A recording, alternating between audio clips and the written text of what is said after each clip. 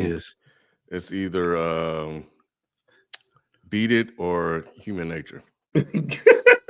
See? Okay, maybe. What I tell you, maybe Shai. it is. That's insane. What I tell you. That's two of the greatest songs. Hey, that Human Nature so fire. I was listening to that. I listened to that on the way home just to make sure, Ken. Yo, did you listen to? Have you ever heard the Rod Temperature, the dude that wrote it? You ever heard him demoing it? Yep. I never heard it. It's crazy because he's feeling through it, demoing the song, and that song was not for him. It was like a B-side. That they sent. Back then they would do an A and B like a tape. So they sent it to Michael. All the songs they had for him was on the front. That was on the back. He just happened to listen to it and be like, I like that one. Okay. So that wasn't even supposed to be for him. I think with Beat It is probably one of those things where the repetition, right, of hearing it over and over again, is like, I'm good. I'm good on that one. But I think, yeah, it's a very interesting question because there really are no bad songs on the album. No. So yeah. So Ken, you saying it's like not your favorite. You ain't saying it's a bad song, though, right? Well, what is the question? So, because now you guys have me rethinking it. So the question is, what is the worst song, right? On Thriller? Not your least favorite. Because I'm thinking the way you just answered was like what you said. What you said was what you don't like, but the mass public would say that that's one of the greatest songs. Well, yeah, the mass public tends to agree with a lot of things, disagree with a lot of things I say. So that's not unusual. Just go to our Reddit. Is the mic still on subreddit?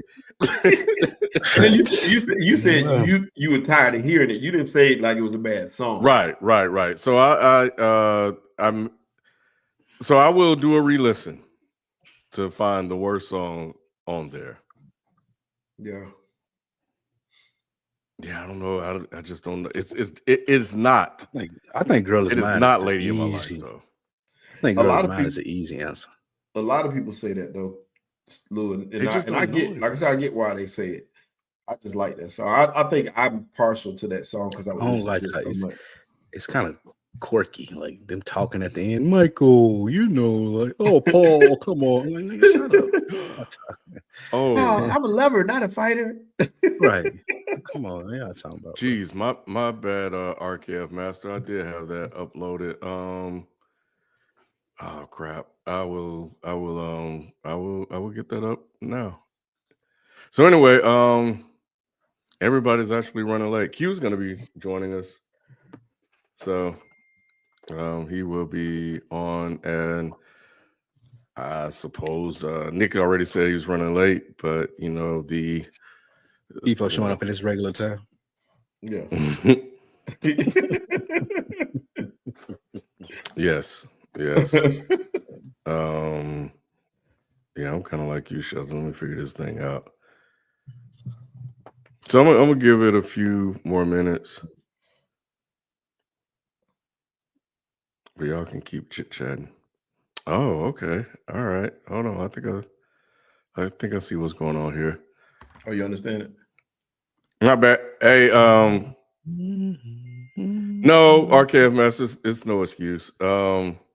Yeah, it's no excuse. It should have been up. I will let you guys know. Yeah, I'm about to post it now. It's so give me a second. So you guys keep chit chatting, and I'll actually, you know what? I probably don't have to leave. Where's my MacBook? Hold on. Anyway. How you put the background images up on?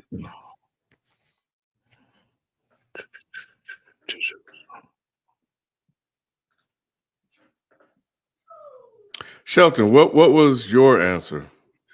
Baby Be Mine.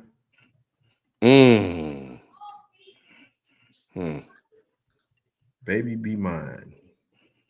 Yeah, I I couldn't even remember what that was at the top. That's how you know it's yours too, though, Lou, because you couldn't even remember the song. I remember once you played it, though, and I fuck with it. I will say that. It's cool, but it's the most forgettable song off that album.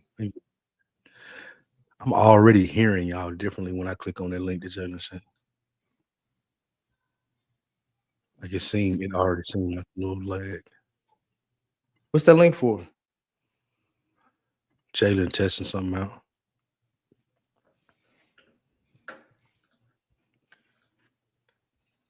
Well, you may hear a lag because we're all not on it. Yeah, he said don't worry about it. Yeah, so that's probably what that is. All right. Oh, geez. I don't know what I just did. That's how you know you're getting old. You just do stuff and okay. All right. Let me pull up the notes now that everyone is here. We'll go ahead and get started.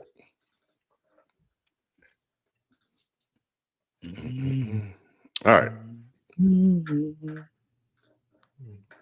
I still don't have the intro in here. I'm slipping. Okay, here we go.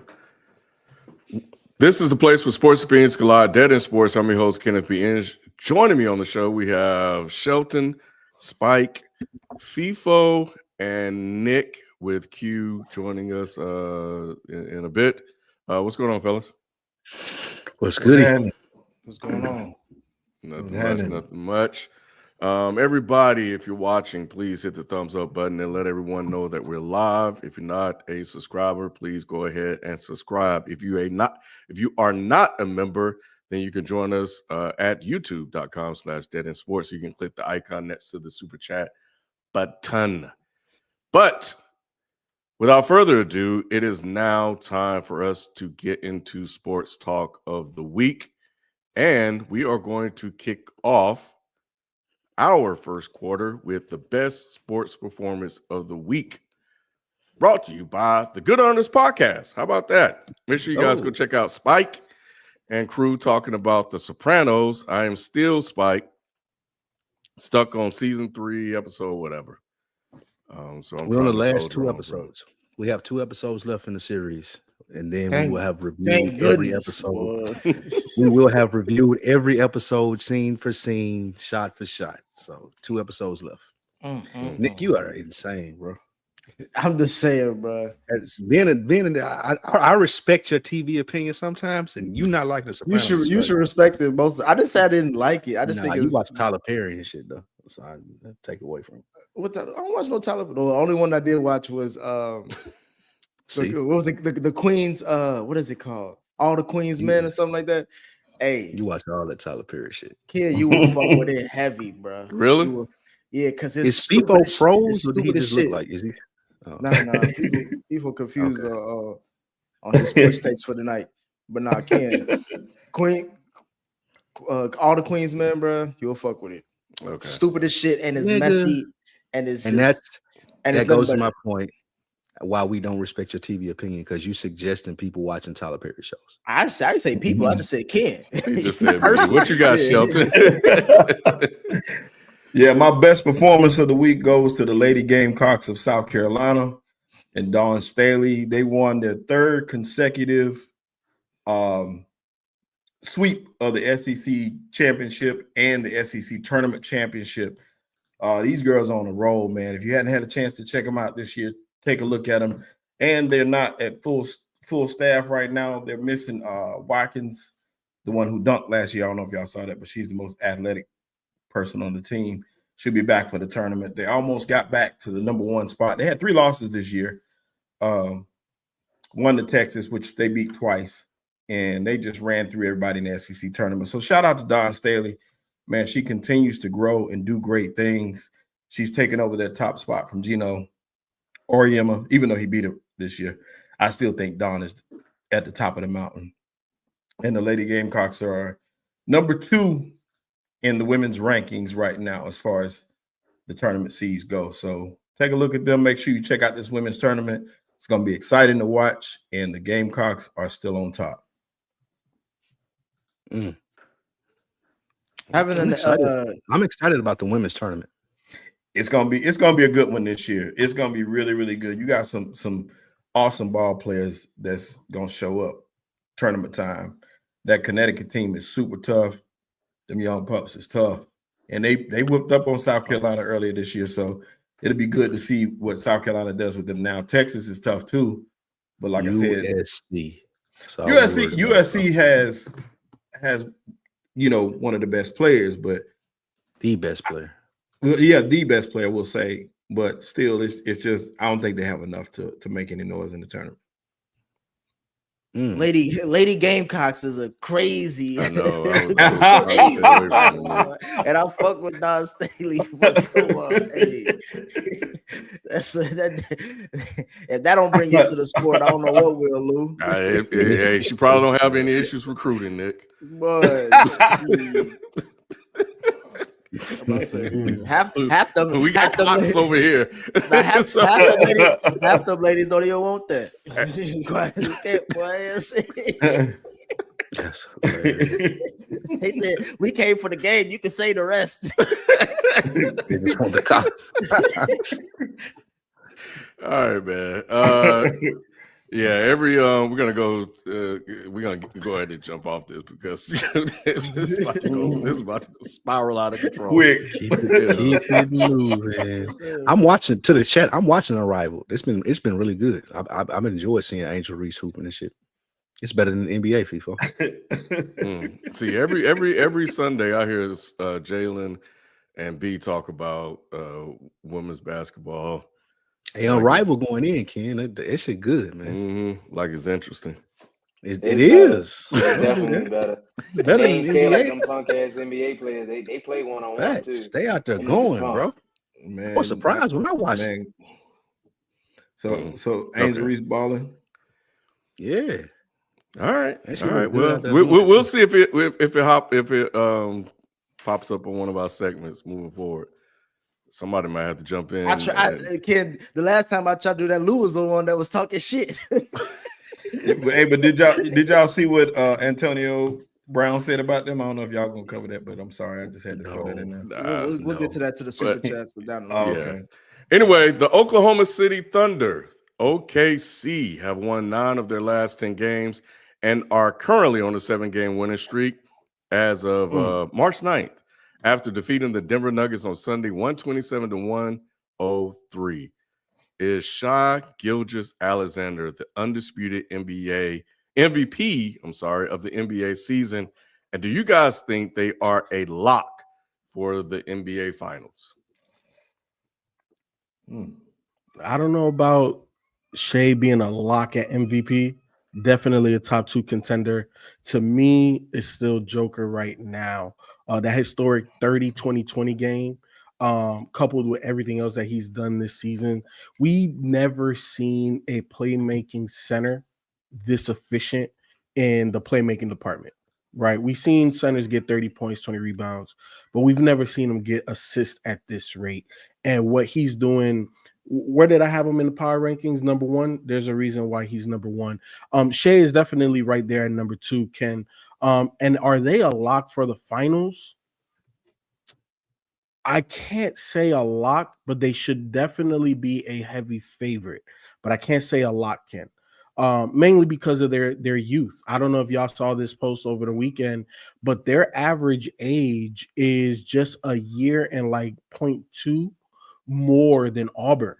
Auburn starting crazy. Auburn is crazy, right? Like we're talking about an NBA squad and we're talking about the whole starting 5. Auburn's squad is averaging 23 years of age in their starting lineup. OKC's 24.2. And that's including the oldest player in Shai. I can't remember who the other oldest player, but they're both 26. Everybody else is 22 and 23 years old. So for me, it's their experience that's going to hold them back, right? I said that last year. I didn't, as good as they were, I didn't think that they were going to be able to get through certain matchups, and they weren't able to. And I think it's the same thing this year. I think it's one more mango season before we can pencil them in and be like, okay, perennially, this is the team that's going to get to the finals. as good as they are, Ken, I don't know if this is the year where we're penciling them in like that. I think we can pencil him in as the MVP, and the only reason is voter fatigue for Joker.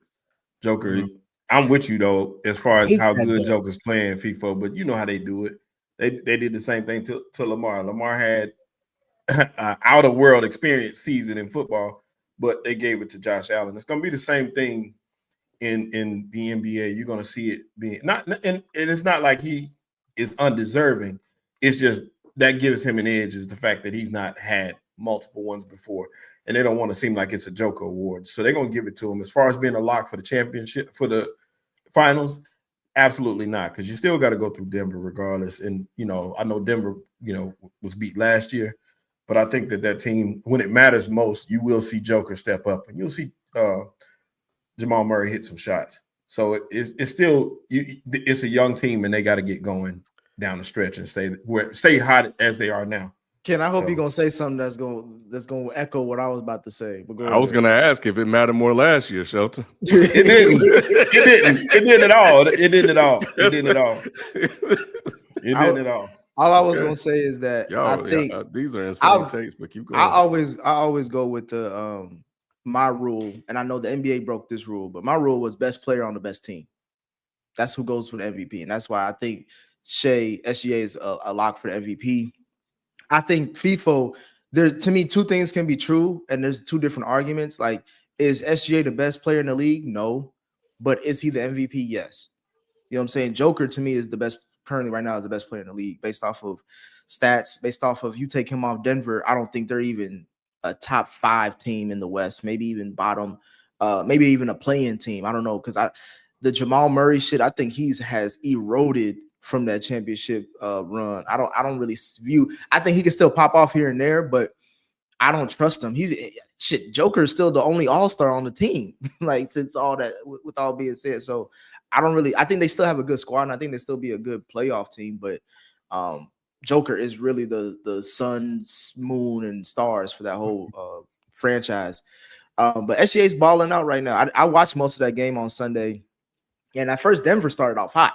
Denver was coming out hot, but like obviously these days you can go up 30 points in a quarter, and then by the end of the fourth quarter you could lose by 20, which it seemed like that's basically what happened in that game. But it's interesting y'all say that the Thunder isn't a lock when they're the number 1 team in the whole damn NBA. They got the MVP, yet none of y'all, the quote unquote basketball experts, and I don't know about the chat, but y'all, it just seems like no one believes that they're a really good contending team. Like, and the West is wide open. The West is wide open. The West is the most open. That's two different things, though, Nick. Just because I say they're not a lock doesn't mean I don't think they're a favorite. It's two different things. Yeah. No, I mean, what's the difference between a favorite and a lock? Lock means that we know what they are. They're guaranteed. They still have to prove what they are, because they didn't prove it last year. And everything that I said last year still applies to them this year until they get over that hump. Now, I'm not saying that they can't, because they've shown how talented they are. And like you said, they have a potential MVP candidate on the squad. Now, here's the thing. I want to stay on the MVP candidacy. You said the sun, moon, and the stars, right? You want to say best player on the best team. I look at it more so the player that you remove, what team falters the most. And you made my argument for me. You take Joker off of the Denver Nuggets, we don't even know if they're a playing team. OKC, I believe, is a playing team at minimum without Shai. At minimum. They're still talented. I understand that their second best player, Chet, isn't there, but Lou Dort, the other youngin, Jalen something, Williams. Yeah, Birdman brother. They play defense, right? At nothing else, we know that they are going to get defensive stops. I think that when you get defensive stops, you get easy buckets. They'll be able to make a play-in type of game without Shai. What puts them at number 1 is Shai. But you take Joker off of that squad, it's crazy. I think it's about the same similarly. I do think that OKC has more depth and they're youthful, so they will probably be like a 9 to 7 seed. I think Denver will definitely be within 10-7 range. But I think it's really about the same because to me, SGA is the heart, soul. Use your phrase that you always like throw out there: the heart, soul, the head, the legs, the arms, everything for that team. Because I don't see anybody who can really consistently get their own shot as they're being double teamed or as they're being the focal point of a defensive assignment like SGA on the Thunder. And I know everybody always talks about Chet. I don't know how many people have said anything about Chet for real. That motherfucker really just turned into is he even the Jaren Jackson of his team? I don't know who he is. I think everybody moved on to somebody else. So to me, it's just like if you take SGA off, it's almost similar like Joker. But the only thing is they're winning right now. They're on pace to probably win over 62, 63, 65 games, which will be the best in the league. To me, the reason why I was asking like the favorite versus the lock is like we're splitting hairs when we're talking about that. Like I don't see how there's not. Again, I know I have my takes on the West because that's how I feel. The West is just irrelevant compared to the East when we're gonna get to the team as far as Boston. But Nick, I just don't see. I don't see anybody consistently that. I don't see a team right now based off what y'all telling me, based off what I'm seeing, that you would say like, okay, they can easily take out the Thunder. Well, but at the end of the day, you talked about Jamal Murray and him proving it. In the playoffs, you don't have to question Jamal Murray. Jamal Murray has the biggest disparity between regular season performance and playoff performance in the history of the NBA. You want to know who's second is Jimmy Butler. So certain guys you just don't necessarily have to question in the playoffs. But what have the Thunder proven? Have the Thunder proven that they can make it to the Western Conference Finals? You know what I'm saying? Have they proven that they can make it to the final? They haven't proven that yet. Because they're so young, that's still a knock against them until they can prove that they can make it past. Well, I think that the timeline that you always usually try to go off of as far as saying like a team got to get beat up early and then they'll learn how to be a better team and move forward as they progress. Mm-hmm. I think that's accelerated now. Because if you look at Minnesota last year, if you even look at Dallas last year, like even though we could talk about Dallas, they had their lumps, but Minnesota, they just ended up they took it because they wanted it. They wanted it more, and you could argue who wants it more than OKC. Everybody's still down OKC, just like y'all are. I am still, as far as them being actual like winning the whole thing. But if I'm having to make a case as a lock, if I had to put money down, bread down, I would have to say it's OKC because it's just like because who in the West is really that deep. But OKC is the same thing as Minnesota, right? Like, and here's the thing: I chose Minnesota, but Minnesota didn't prove anything. We seen Luka Doncic prove solo-handedly that I can get to the Western Conference Finals. He went there before he got Kyrie. We know what Kyrie is. When he got to the finals, and every time he gets into the playoff runs, we know Kyrie is a proven commodity. And then they went there against the young Minnesota Timberwolves that everybody picked. And what happened? They didn't prove it. The same thing with OKC. Until they prove it, Nick, I don't believe it. Now, again, talent-wise, they arguably have the most talent in the league. But they're so young, they got to prove it. And here's the other thing. Look at Boston. How long did it take? And Boston, in my opinion, more talented. And they had more mango seasons than OKC. And it took them longer to knock down that door. So, again, I love OKC, and they are a favorite, but to pencil them in, and also to say that the field can't get them, I can't say that definitively. Q, who is your MVP in the NBA right now? And would you agree that the Thunder are a lock for the finals? Who's my MVP? Hold on, let me make sure I'm doing this right. Hold up, the audio kind of fucked up. Let me see this. How about now? Let's try that. My MVP, my heart tells me that it should be SGA. My head tells me it should be Jokic. I think that those are the only two right now. And are they a lock to come out of the West? I'm not a huge OKC truther like that. I'm not an OKC truther in that sense that I just don't bet on youth to take the leap right now. I think that they have to go through maybe 1 or 2 more years of like just getting there, and they might get over that hump. But who's stopping them? Who's gonna stop them? Who would you say like legit? I believe in the pedigree of Jokic. I believe in the pedigree of Jokic, and I believe in Mike Malone as a coach. I believe that LeBron James and Luka Doncic are gonna they're an absolute terror. I've been telling people as soon as that trade happened that if this pans out, and then we started to see it pan out, I said a couple of pods ago that I got them in the finals. Like that's my finals pick. But the Lakers. You saw what happened on Saturday, right?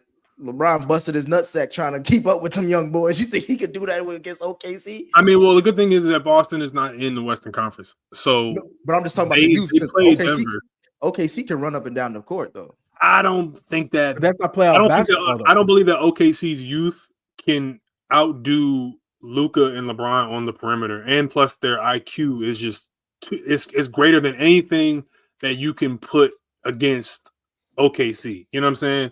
Like LeBron's IQ and the way that he can just walk teams down, the way that OKC struggles with perimeter creation, because Kyrie and Luka tortured those boys last year. And I think that you put LeBron next to Luka Doncic, and then the way that the defense is playing for the Lakers, the way that Denver is just their pedigree, the way that they can think the game and they can walk you down with Jokic. Those are my only two that I will say should put fear in OKC's heart. The thing about OKC in the playoffs is, you talk about their speed and their athleticism and their youthfulness. Yeah, those are all advantages OKC, but let's be honest, playoff basketball is all about matchups and it's all about slowing down the game. And the most dangerous thing about this Lakers squad with LeBron and Luka, and obviously LeBron got to get healthy, is this, and I've talked about it. They don't have front court premier size, right? Like in the center and power forward positions. However, they have premier size on the perimeter. And what is SGA's biggest advantage against the majority of the guards that he plays? He little boys them, puts them in the post, gets them in the mid range, dominates them physically, and does whatever he wants to do. Pause. You know what I'm saying? But he can't do that against the Lakers. I'm gonna throw Rui Hachimura on you, dog. That dude's 6'7", 6'8". Uber athletic. Now, I'm not saying that you're not going to get yours. You're an MVP candidate, but it's going to be tough matchups. You know what I'm saying? Lou Dort, all of them guys that typically have a physical advantage, they're not going to have one against the Lakers. But you should also know, based off the obvious coaching thing that I would do, that I'm sure that we don't even know who the hell the head coach at OKC is, kid. I don't know if you know the name, but I would just say, like, to your point, FIFO, if they put Rui on me, the first thing I'm gonna do? Switch to Luka, who can't even guard a goddamn. He can't even guard his own house. You know what I'm saying? He can't even guard his own. He can't even guard the fridge. You know what I'm saying? Like, so it's like. He ain't trying to guard the fridge. You know what I'm saying? Go to his own. I'm just saying, like, we always talk about these one things, Shelton, as far as like, oh, if you do this, then it's gonna make it a little bit hard. First of all, ain't nobody scared of Ruri. You know what I'm saying? Like, I don't give a fuck. I'm more scared of the hibachi restaurant than Ruri. So let's move off of that. And even then, if you have a good defender, we're gonna switch. That's it. And then we're gonna cook like that. That's what we just saw this on Saturday. But I think that comparing Boston, who just won a championship, to OKC is not a one-to-one analogy, because you have really, of course, OKC, they have really long defenders just like Boston does, but Boston's connectivity and their pedigree of just winning a championship, they've done it before. They've been there twice. They've won one. OKC doesn't know what it feels like to get walked down by Luka and LeBron in the fourth quarter, 3 games in a row. Like, I would bet that series would probably go OKC's up like 10 to 12 points at any given point in the game. In the last 5-6 minutes, LeBron hit a 3, find Rui in the corner, Luka step back 3, and they're winning by 3-4 points, barely escaping. And then we're going to be looking up, and it's 4-2 Lakers. And I just think that that's true for them, and that's true for Jokic, being able to like pick apart. Real quick, people. Q, do you believe that LeBron can last a 7-game series running up and down the court with OKC? Yeah, man, he got that fucking Germany package, man. It's all good. Yeah, you're gonna slow the game down. It's all good, man. Possible. Nick, you also talked about I got that Barry Bonds shit. You talked about timeline. Boston's timeline, they've been able to add players through free agency, draft, and other aspects, right? Like they've been able to take advantage of every aspect of making that team better. OKC hasn't yet. I talked about it last week where all of these draft picks that they have, they're not going to be able to draft and use them all. So it's in OKC's timeline, it's about time to make a trade, come off of some of these assets to go get a more established veteran to help this young squad get over the hump. Because again, youth doesn't win championships.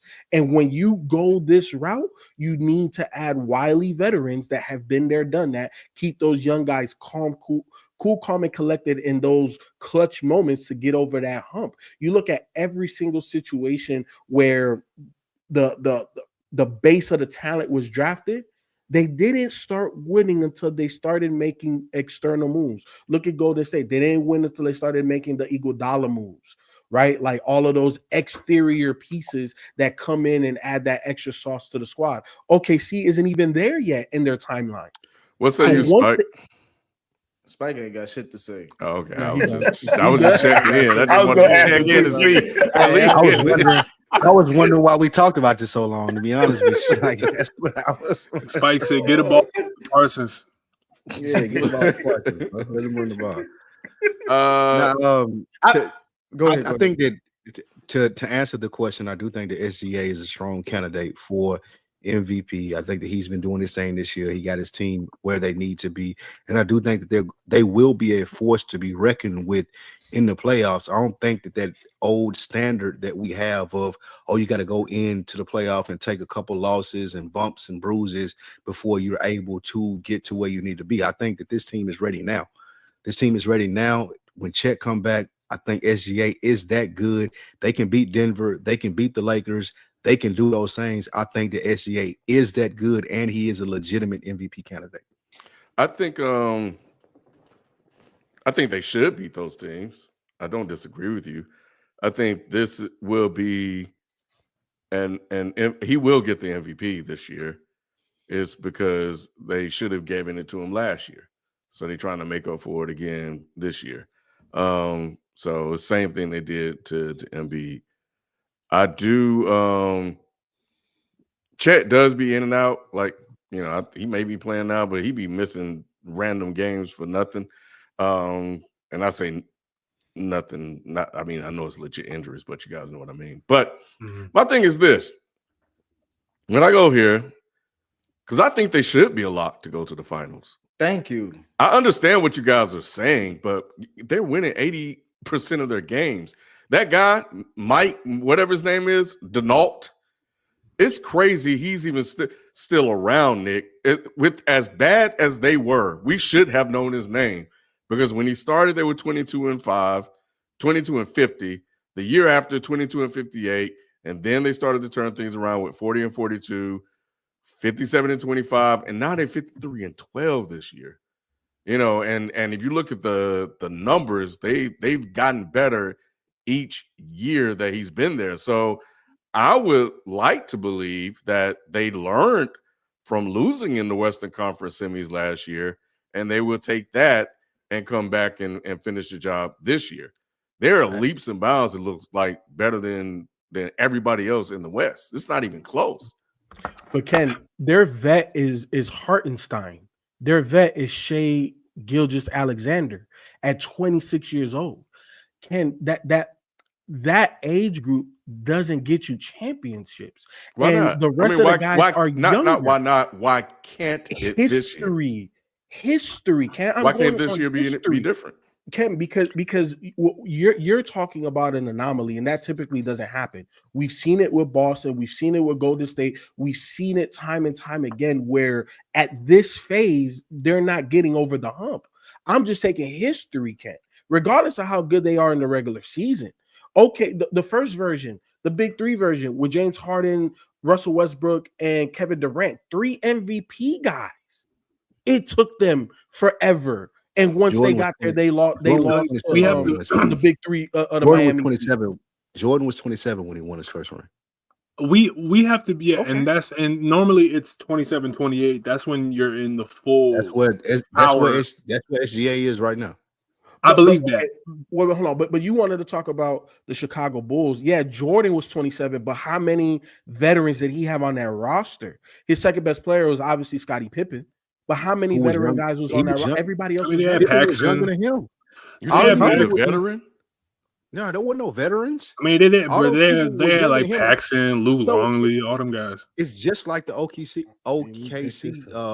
situation, as in the sense of SGA was the leader of the team. He's 27 years old, and I got these strong powers around me, and we set up to win a championship.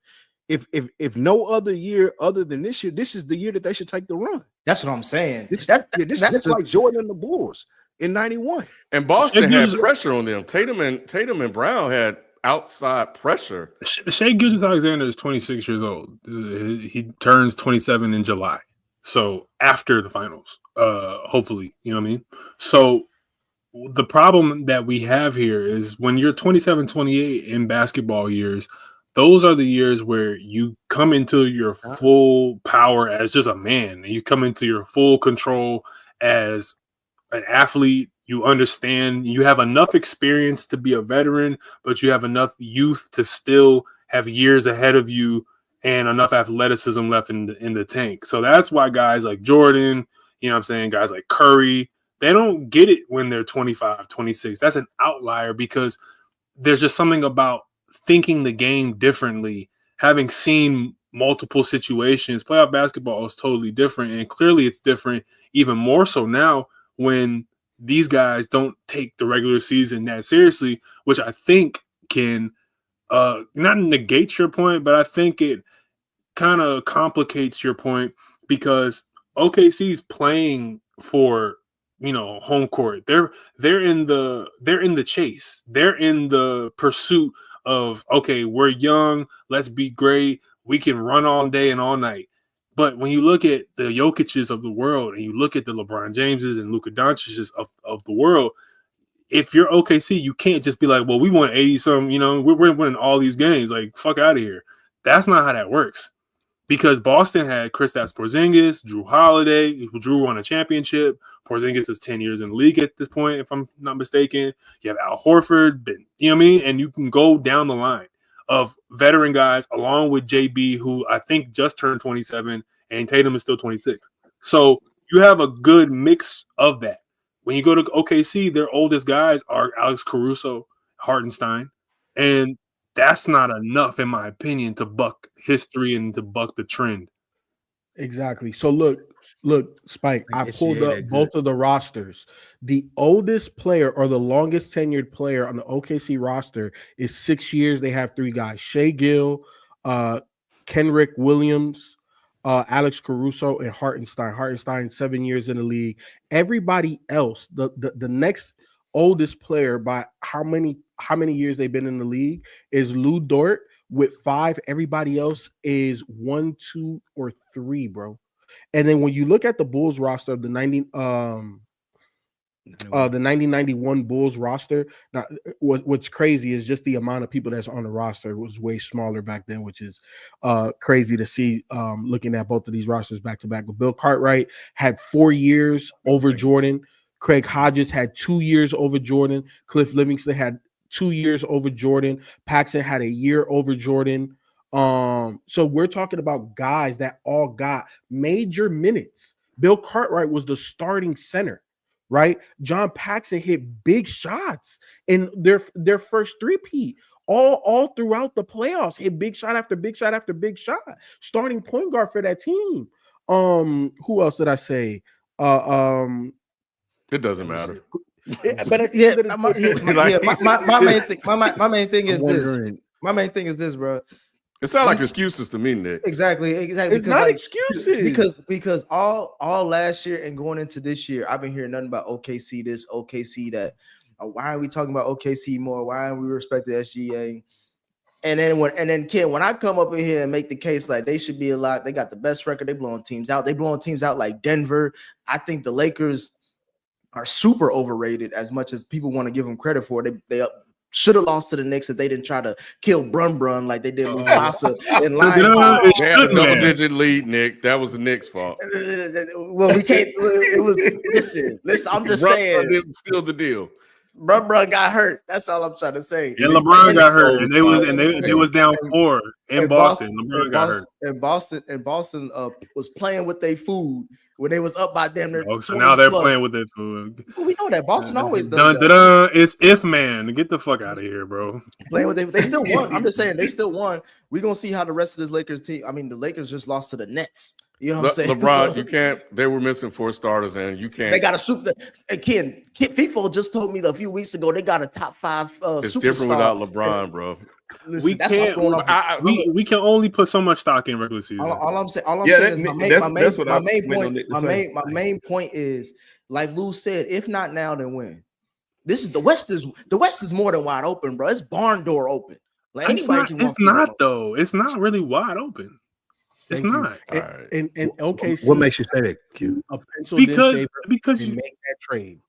Because I would have to see how their offseason goes for me to really fully agree with FIFA, but I'm not actually against that approach of getting an older guy to come in. But to me, the answer here for Spike's question is because I like what the Warriors have got going on. I like what I see with them getting Jimmy. It allows for Steph's gravity to actually mean something when a guy can go get 25 plus on his own. I think that the Lakers are really dangerous, and I think that JJ Redick is evolving as the season goes on, and their defense is only going to get better. Of course, we need to see how LeBron comes back from that injury, but I feel like they'll be fine. They might end up getting the 5th or 6th seed if they drop a little bit, but they're a dangerous 5th or 6th seed. And then Denver, bro. I just saw we keep harping on regular season, but it's funny how we don't talk about Denver just smacked them. You know what I mean? Yesterday, I think it was 140 to 125. So Jokic's ability to make everyone better, and I think Aaron Gordon's out again. I think he got hurt a little bit or nicked up, but just Mike Malone and the way that they can pick you apart with just DHO, the way that they can pick you apart with just interior, passing with Russ and Jokic. I think that it's not a lock. It can't be a lock if you're. I ain't saying it's a lock. Real quick, I ain't saying it's a lock, but I do have a question before we move on. With what you just said, Q, you're telling me, I want to understand this right. You don't think SGA is that good then, right? Like, because you name older players, you name like legacy players. I get that those people do have a chance, but I do think that it's SGA's time right now to take advantage of it, similar to what we spoke about with Jordan in 1991. I think he has the opportunity to do that, but you're saying that all of these older, more established players and different teams have a better chance than he does. I don't see how that's possible. Because I don't necessarily think that the teammates around SGA are comparable to the teammates and the pedigree that the other teammates on those teams have. Like, gotcha. I'm talking about the Aaron Gordons, the Jamal Murrays, guys that can go get you, you know what I'm saying, a bunch of dunks, and then a guy can get you 50 in Murray, and then Jokic on top of Mike Malone's coaching, like I'm talking about. Luka Doncic and LeBron James are liable to go nuclear or to put up a triple-double together, or, you know what I mean, a massive triple-double, one either of the same. And then you're looking at Curry, who can just assault you with threes, and Jimmy Butler, if he gets pissed off enough, you know what I'm saying? I'm not betting against playoff Jimmy being a thing ever. Y'all already know how I feel about Jimmy. So I'm not saying that OKC can't do it. I just don't think that SGA, the way I value him, it's not like, and I'm pose the question to all y'all. Do y'all see SGA in that same tier as when you saw Russ, Harden, and KD going to the finals, or when you saw D Wade get to the 06 finals? Or I think he's a fantastic player, but those guys, I saw, these are some of the greatest players I've ever seen. And of course, SGA is putting up one of the best guard seasons.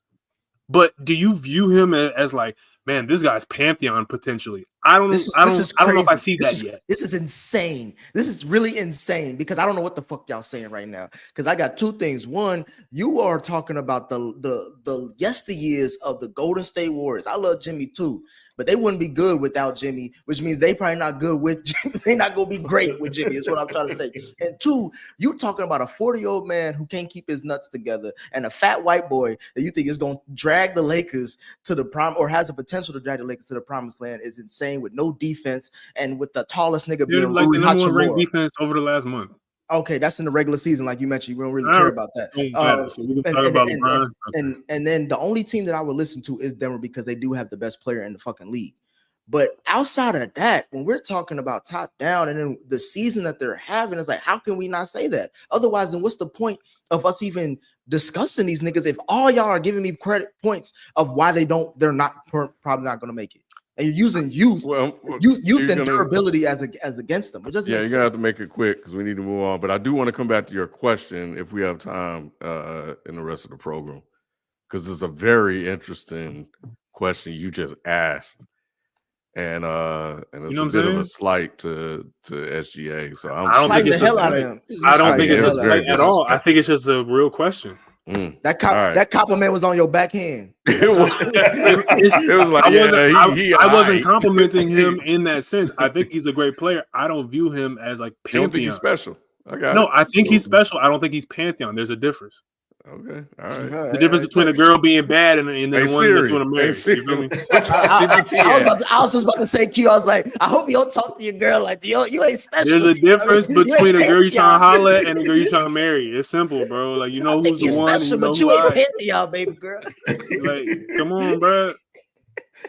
Y'all know what that shit was like when you saw LeBron in 07? It looked different. Like, yo, this is one of the greatest players I've ever seen. Those are Mount Rushmore niggas. Like, we ain't got to be Mount Rushmore. D-Wade, M. Duncan. Like, you saw it. You ain't got to be Mount Rushmore to win a title. Look at Kawhi Leonard. But here's the thing. Kawhi was on a Mount Rushmore trajectory in terms of his talent. His body just failed him.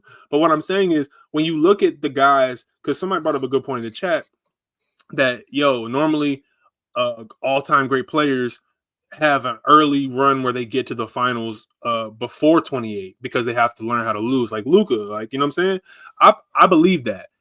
The difference for me is when I look at SGA in his game, yes, statistically, he's having one of the greatest seasons of a guard we've ever seen.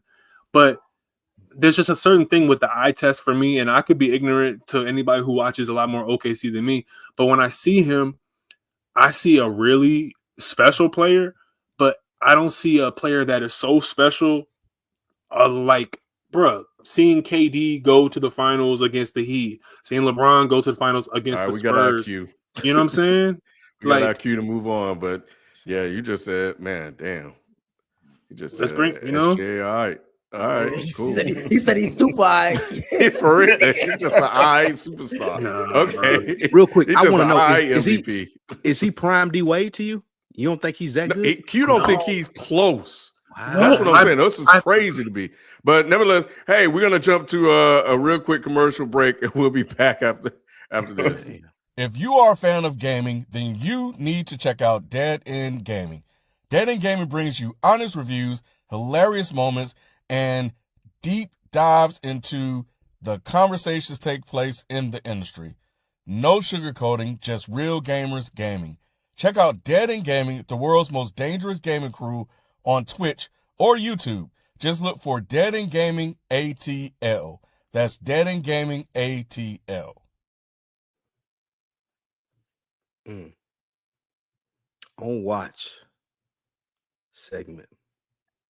Now, this is not a player this week. This is a personality.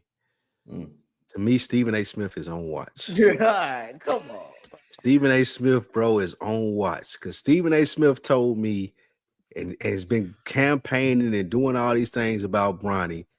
Soon as LeBron had something to say about it, he cop and please on ESPN. He cop and please on his show on the radio. He cop and please on other platforms, swearing that, oh, this isn't what I meant. Oh, LeBron is coming to me as a father. Like, bro, stand on business. Like what you came to say about Bronny, stand on it. And when LeBron is 6'8", standing over you courtside, stand on it then. We don't care to hear what you got to say on first take when you say, oh, I didn't mean this, and I didn't mean that. And LeBron has a right to do this. Like, he's walking this fine line in the sense of, yeah, I said it, but I do respect where LeBron is coming from. You got to pick a side, bro. You can't be Shelton in this. You can't ride the fence and act like you can't ride the fence and act like people are going to respect that.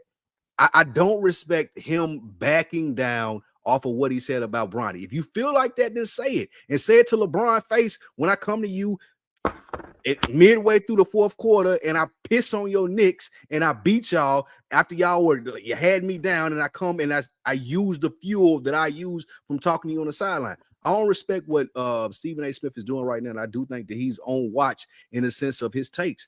Like, bro, you got to stand on what you're saying. I'm going to stand on everything that I say on this platform. I expect him to do the same thing too. So Stephen A. Smith is going to watch. So you're saying Stephen A. Smith is about to lose credibility? Yes, because he's talking about the confrontation with LeBron too much.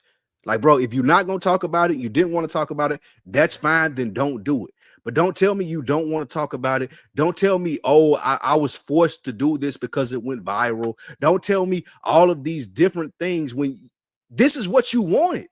This is what your brand is based off of. It's fine. I ain't judging you for it, but don't lie to us and act like we're dumb consumers in the sense of, oh, well, I didn't want to do this, but I got to do it because LeBron approached me. No, bro, you wanted to do this. This is what you put all this in for, and this is what LeBron approached you about. Quit talking crazy about my son before I smack the shit out of you. He said today that on Gil's Arena, that was some sucker shit that Bron did, calling him out. See, that's what I'm saying. Like, I think that's not what he said on First Take. Yeah. He said on First Take, I respect him as a father coming to me as that. Now you on Gilbert Arenas podcast and you talking differently. Like, you can't have it both ways, bro. You can't be Shelton. Gotcha. That's funny. All right. Moving on, man. I wish B was here because we are about to talk about the Detroit Pistons. The Detroit Pistons are 36-29 and currently sixth in the Eastern Conference, just one game behind fourth place. The East is terrible, which is a huge turnaround for a franchise that only won 31 games over the previous 2 seasons. Who deserves credit for this turnaround? And is Cade Cunningham a top 5 point guard in the league right now? Top 5. JB Bickerstaff and the front office deserve the most credit just for the continuity and adults finally being in the room. Get Monty Williams the fuck up out of here, dude. Like, that was honestly just egregious. It's an egregious signing. Monty Williams in the huddle giving, you know what I'm saying, like sermons and shit. And we over here down. Bro, he didn't want to coach at all. He just took the money, and we're over here down 30. Too, I think. So, I mean, yeah, I agree, but also, I mean, if you're grieving like that, then it's like, bro, like, take some time for yourself, bro. Like, don't bring the sermons to our huddle when we're down 30 to the fucking Lakers, bro. Like, this is not the time. But Cade Cunningham, I'm not really sure where I have him at. I think that he's an amazing talent also. You could say he's top 5, and I won't argue it. I probably got to see one more season before I rank a guy like that, just because of how bad the team has been. But he's an amazing, great handle, really, really good around the basket. I think his shot can also even get better, which is kind of scary for where he's at in his development. And I think he has kind of some fuck you type of attitude to him as well when he gets pretty pissed off, which I think is good for a point guard. So Pistons deserve a lot of credit. The East is horrendous, though. So let's not act like 36-29. That is like the fact that that's like in contention and not even in the play-in. The East is so bad, and the Sixers have just broken my heart last two years. But yeah, no, great season, and shout out to the front office for finally getting it right and putting adults in the room like Tobias Harris. That was a pretty smart signing. Good deal too. So new front office. The new front office. I got to give a shout out. I'm gonna echo your point, Q. JB Biggers. He's obviously the coach of the year in my opinion, or at least should be the top 2 candidate. His name is Trayvon or Langdon, the president. Langdon. Yeah, dude, he's the reason why this turnaround has happened. I'll give him a lot of credit for that. It's a trifecta of him, JB, and Cade. I do think that Cade is a top 5. We're talking about right now. He's a top 5 point guard. His numbers are insane. I like what they're doing in Detroit. They're fine. I mean, shit, after 20 years, it's about all them damn first round picks. Something had to shake. So yeah, shout out to the Pistons. Shout out to B. You know what I'm saying? He got something to root for outside of the Lions. So Detroit's up right now. Yeah, I was 2 years too early on Detroit because I've always felt that Detroit had the talent. They just weren't able to put it together. But again, you got to give credit to my theory. 3 to 5. What year is this for Cade Cunningham? Year 5, and we're starting to see him ascend. Same thing with Jalen Green. We saw Jalen Green really start to ascend last year. But at the end of the day, it's 3 to 5. Do I put him in as a top 5 point guard? 100%. Are the Detroit Pistons scary? I'm gonna say no, but I think the biggest thing for them is playoff experience. They got to get to the dance. They got to experience what that playoff atmosphere is like, and they will grow exponentially from it. Because we were talking about OKC being young. Detroit is relatively young as well. I think for the majority of their players, a little bit further along. They've been in the league longer. But all that being said, JB Bickerstaff is the main reason why we've seen this turnaround, and he is my coach of the year candidate, leading the pack, in my opinion. He should definitely win it for the amazing turnaround that they've had this season. And Q, I feel you. 37-29 doesn't sound crazy, but when you're coming from where Detroit came from, they might as well be 82-0. That's what this feels like. For sure. You know what I'm saying? So it's relative to the situation. And here's the thing now, maybe not this year, but next year they definitely have expectation. Regardless of whatever they do in the playoffs. I thought you was gonna say JJ Redick was coach of the year. No. I said JJ deserves to be in the conversation in the top 3. He's top 3. But Bickerstaff is the guy. Bickerstaff is number 1 on. Can you not? I personally think it's the Cleveland coach, but I think that JJ or Bickerstaff are like deserving. Like I think we should damn near consider all 3 of them because Cleveland's on a crazy run right now, and they actually do look scary. Yep, they're truly a contender. Yeah. Lou told me backstage Jason Kidd should get it, but whoa. Dude, that's an AO. That's an AO crazy boy. But yeah, and he started off saying Lou told me backstage. Yeah, like what's going on? Boy. Hey, go ahead, show. Nigga running the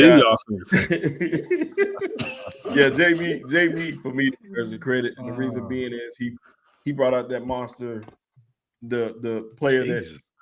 That's another one.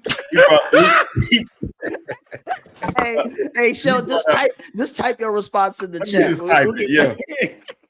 Man, he brought the best player out. That monster was crazy. Man, I didn't even get to finish it and caught myself. But yeah, he's still going. He made Cade. He brought out the best player in Cade, and that's saying a lot. Y'all know Cade was one of my guys that I really, really like watching play. So Cade is serious, man. Yeah. Y'all are some children, man. Let this nigga finish. God damn. You know what? I agree with you, Sheldon. I agree with you. Thank you. You heard Spike Lee in the backstage said the same thing. So you agree with that? Hey, bro, you hear me say shit about bringing out no monster, bro. Like you hear nothing. Man. Hey, what up, though? You know what I'm saying? Yeah. He brought out that monster. Man, look. Oh man. Nah, but I got high hopes for the Pistons. I think they go. I don't know who they're gonna see first round. I see people in the chat about the first round of the East for the playoffs gonna be egregious against professional sports. Or you can't pay me to watch this shit. Like, oh man. Man, that might surprise you. We might get a Knicks Pacers. And you know what? And watch it be actually good this year. The year I'm like, man, this should be trash. This should be good. Watch. It could be the. I don't think the Knicks are gonna get higher than 3. So it could be them versus the Pistons or something like that, some combination. Yeah. You know, I it's interesting. I haven't watched a lot of the Pistons play, and I keep waiting for it to not be real. You know, throughout the season, I was just like, all right, at some point they're gonna fall apart. And for them to continue to win games, you know, and I thought it was gonna happen when like Jaden Ivey got hurt, and I was like, okay, you know, but they're still managing, finding ways to win games. And I remember watching them. It was the last year, or the year before, and they would play really, really well for like 3-4 quarters, and then that experience. Would the lack of experience would show up, and they would just find ways to lose games. And of course, Monty was coaching then, and you guys are talking about Bickerstaff being the difference on this team in regards to coach, but I also think just experience and losing a lot of those games, a lot of close games, over the last couple of seasons. You know, it gives them a lot of resolve, and then just continue to add to the talent pool that they had. With, of course, Cade being one of their guys, and then Jalen Duran, and you know, you got one of the Thompson twins who's finally getting some run because of injuries. We see what his brother is doing out there in Houston. He's playing well, and I didn't know if Algier, if the one in Detroit, you know, had similar talents, because I didn't watch him in college, but. Cade is finally living up to the promise he's shown. You know, early on, you know, he used to stay hurt. He would be injury prone. He would put up numbers, but he couldn't stay on the court. And this year, he's managing to stay on the court. And you know, I have to give Detroit credit. They did not panic, and they went out, and I guess, speaking of what FIFA was talking about earlier, went out and got, you know, some veterans to come in and provide some stability in Tobias Harris. Because when that signing took place, I'm like, what's sounds crazy. I know it does, because you know what was he gonna do? But it managed to work out. His contributions are working out. But I'm definitely gonna start paying more attention to them as we get ready to head into the playoffs, to see first round exit. Can they scare a team and maybe take a team to make it a 6-game series, or, you know, will they get swept? Like, how legit are they with what they have? But, you know, as far as Cade being top 5, you seen his numbers, Ken? I have, and I remember watching. I was like, oh man, he's you can see the talent. I think he's contending for a top 5 spot. I mean, I would have to let's see how we do it. Who would be top 5 right now? Who you already know it's SGA, right? Yeah. I guess I think it would be more entertaining. Dame Lillard. I think it would be it would probably be more entertaining to get Spike's top 5. What? It will be more entertaining to get Spike's top 5, probably. Who's your top 5 point guards in the league right now, Luke? Michael Parsons. I would say Brunson, Gary Payton. Okay. SGA. Okay. I would still put Steph in there. Okay. Steve Nash. Why you say no to the Dame, Lou? I wouldn't put Dame in there. I think he's too old. Dame who? That's ages. He going crazy this year, but you know, it's Milwaukee. They're not getting the push. Yeah. Kyrie still in there, or are you taking him out because he old? Saying Kyrie is old makes I wouldn't put me feel Kyrie old. in there, but I would put Luka in there as a point guard and put him there. Yeah. Okay, that's 4. I probably count that. And then the 5th one would be him. Yeah, it have to be. That's what I'm saying. Like when you get to 4, then you realize, okay, I gotta put. No Ja Morant. You're not really rocking with Ja right now, or I haven't seen enough of him this season for me to. I know his team is good, but it don't seem like they depend on him to be a great point guard. Man, they've moved off Ja completely. Yes. The league has moved off Ja. They said no because the guns. Nobody want to deal with Ja. Man, can't nobody express their second amendments? Like this shit crazy. I get that. So De'Aaron Fox. So man, Ja not being in the top 5. Wait, you think De'Aaron Fox is better than him? I didn't say that. The question is right now. That's what I'm trying to say right now. That's what I'm not saying like this isn't like in the NBA for the next 2-3. Like you know how we sometimes right now. Top 5s. It's right now. I get that. Yeah, right now I can't say Ja is top 5 or De'Aaron Fox. Yeah, no, the Spurs aren't good enough yet. Yeah. Oh yeah, LaMelo. I would put K. I would put K to 5. To your point, Q. I would put K to 5. Okay, that's what's up. And that's Spike's top 5, everybody. So y'all, you know what I mean? It's all good. Q, I can't wait to football season. Football season, I'm getting back at you, Q. You got it right now with basketball season. Yeah. Yeah. Okay. Yeah. I wish I could get reach out to B. I did check to see if he was still recording, but they are still on air with Dead and Game because you know he got a lot to say. Boy, I know we got to do a Detroit, just like how we did for the Lions. Hopefully, he don't jinx him like he did. Yep. So anyway, we will take another quick break and be right back in just a second. If you're looking for real conversations and motivations to be your best, then you have to check out Another Week in the Books. Another Week in the Books with Spike, Lou, and Rich is your go-to podcast for growth and community. Plenty of dope conversations take place week to week as they inspire each other to be better through conversations. Another Week in the Books, wherever you get your podcast.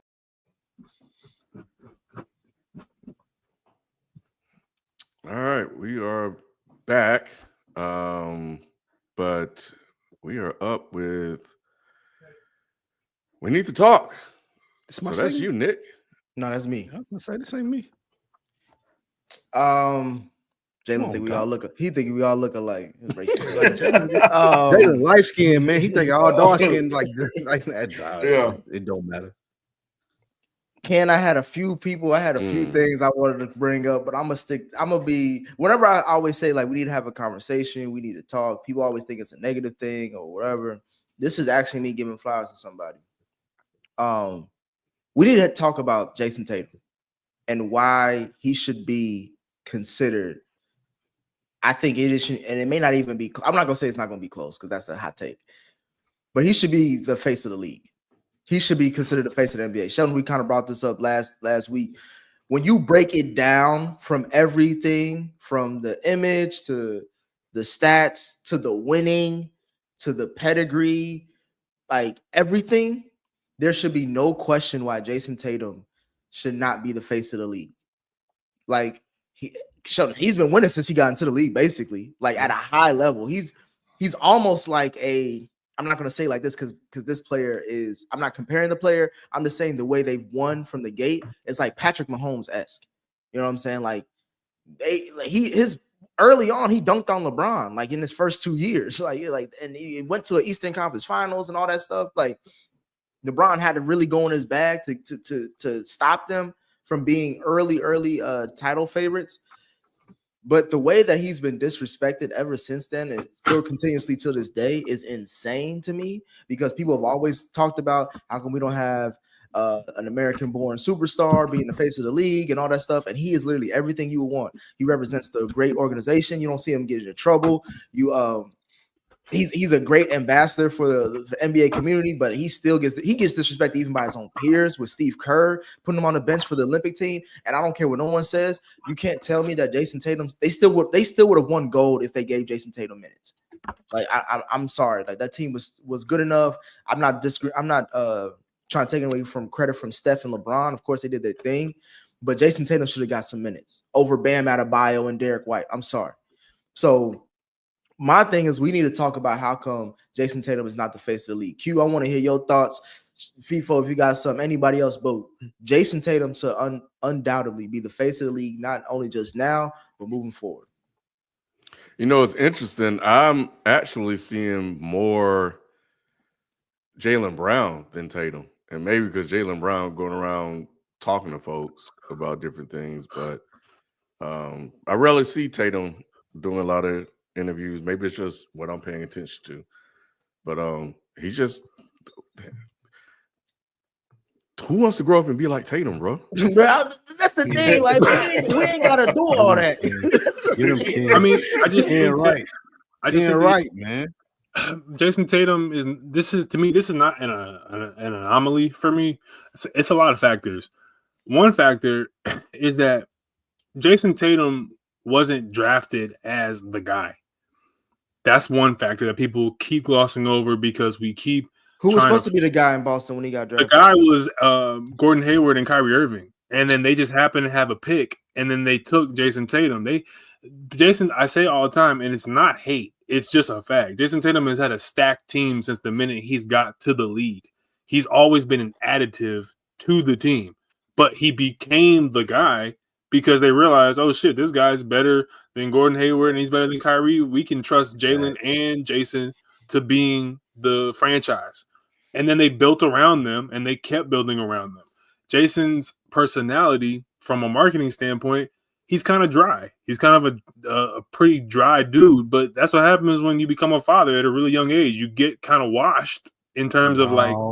That's what happens when you sleep with your mom till you're 13 years old. That's crazy. That's crazy. No, bro, but like, but on some real shit though, like you have to become a father at a young age. You kind of, and he seems like a responsible guy, and it just seems like a dude that you would meet at like the farmer's market and just talk about like, you know, what stocks he's invested in. It didn't seem like he's not Anthony Edwards, who's like damn near in the shade room every week, and he don't want to be the face of the league. And he's not Luka Doncic, where he has a demonstrative personality on the court. So it's a multitude of factors, and I think it comes down to the fact that he's not the bubbly personality, and he's not so great that you have to make him the face of the league. They're just kind of doing this face of the league by committee shit, which I don't really understand. But he's undoubtedly a top 5 player, and he's been that Nobody way for the last. But we're talking about face of the league. That doesn't mean. Real quick, nobody can relate to Jason Tatum.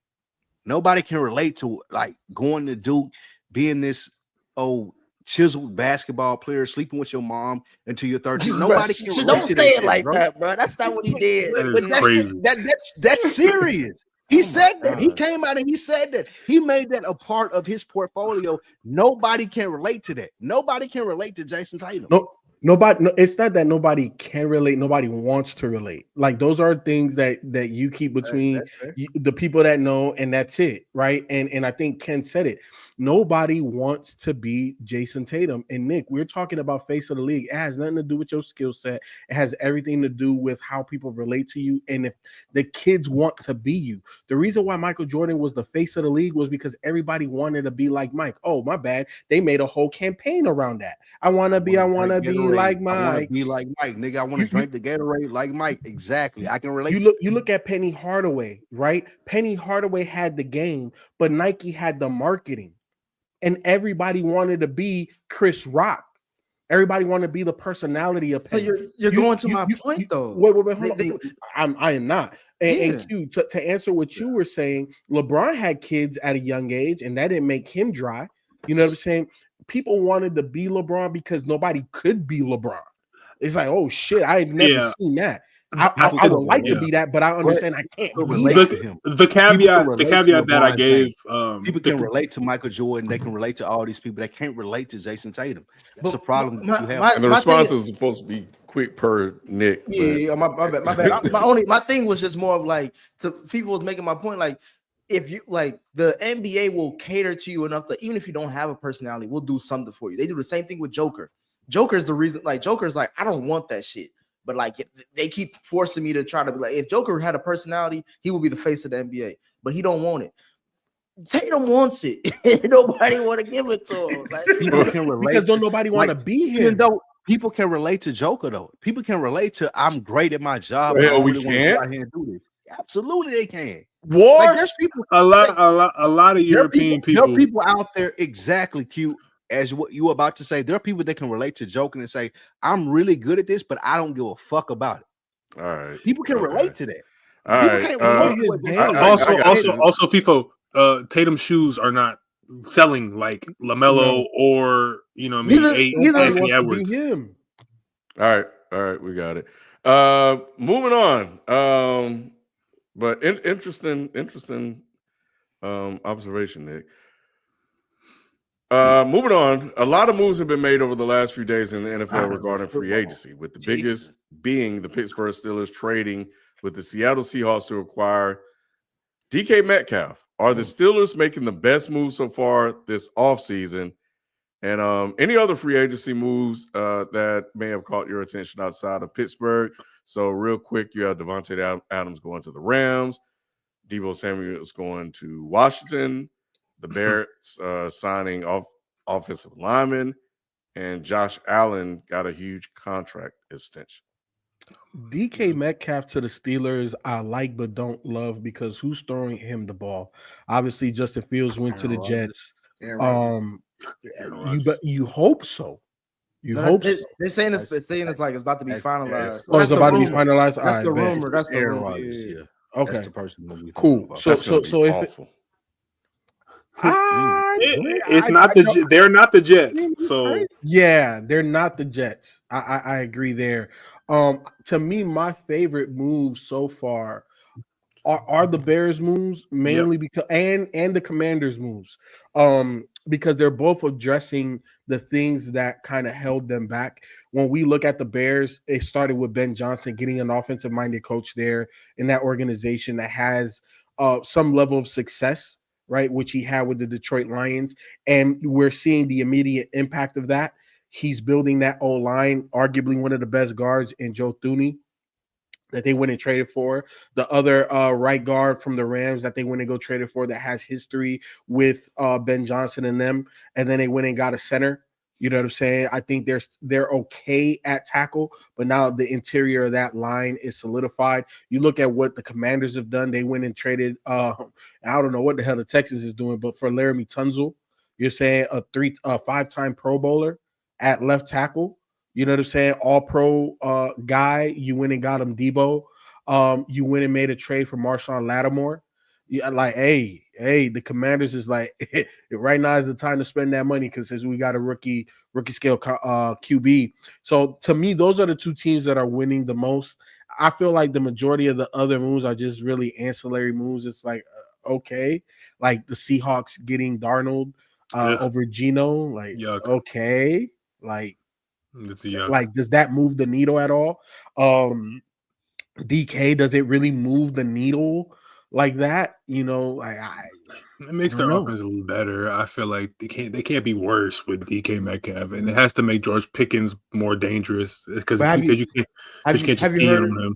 Have you heard, Q, that there's talks of like they're possibly people are not looking at them as a pairing. They're looking at they may move off of George Pickens. If they did, I would understand, but I also feel like you got to give it 1 year. This is a contract. This is a contract year for Pickens. Yeah, it's a contract year, and you might get the best out of it because if all you're going to do is be replicating the same things that's been happening to Pickens, is you're allowing guys to key in on him only on defense because no one else is a threat. And then if you trade Pickens, that's all just going to go to DK, where it's like, hey, everyone eyes on DK, shut everybody else down. But I don't really believe in that philosophy because you look at DK's numbers. DK isn't necessarily a chain mover. DK is a big play guy, and George Pickens isn't necessarily a chain mover. At least hasn't been able to prove it. Obviously, I know the quarterback situation has been a mess, so it's not 100% his fault. However, you know, you look at somebody like Amon-Ra St. Brown. Chain mover, gets first downs, right? Terry McLaurin, yep. So to me, that's why I say I like it, but I don't necessarily love it. Like DK is a big play guy, but you need a guy that's going to be able to move the chains, and neither one of those guys are proven to be that. That's maybe he. Freiermuth, though.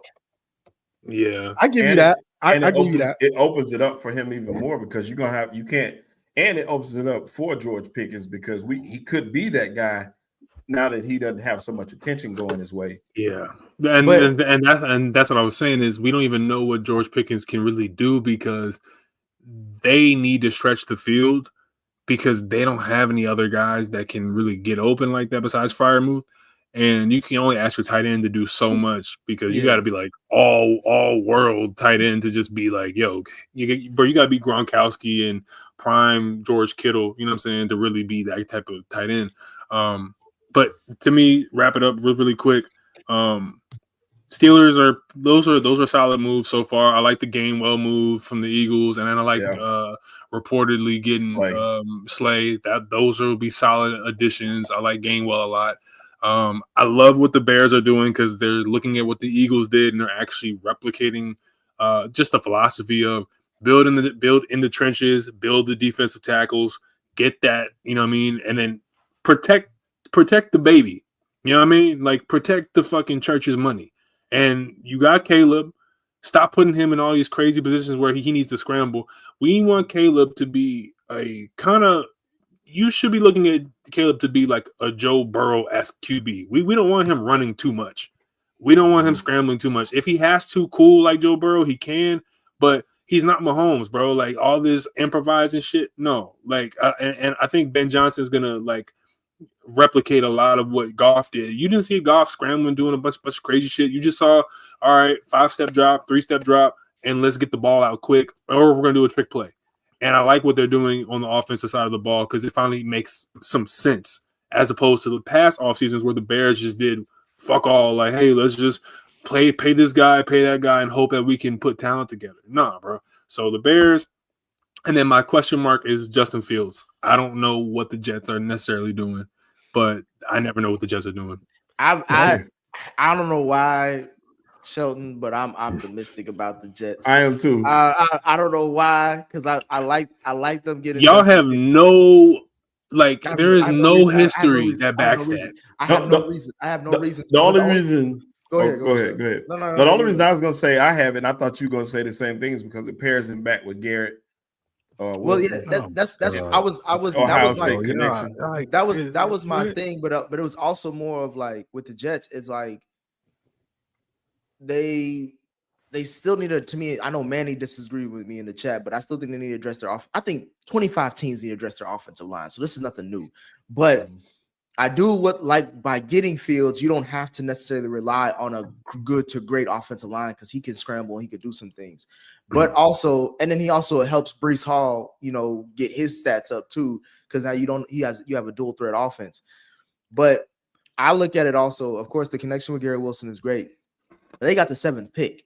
So to me, they could either double down on offense or O-lineman, but they could get that kid from Arizona, the wide receiver, pairing with Garrett Wilson. I think that would make things a little bit better. I think Aaron, you know what, Nick? You know what, Nick? You talking about the 7th pick. I'm just thinking about Debo and Friday. What you finna do with that, nigga? What the fuck? They get a top 10 pick every fucking year. It don't mean shit. I'm just saying this is a new regime. We could have said the same. That nigga is doomed. Let's stop. Like let's stop, bro. That nigga is doomed. The head coach, he is fucked, bro. It's over. It's done, bro.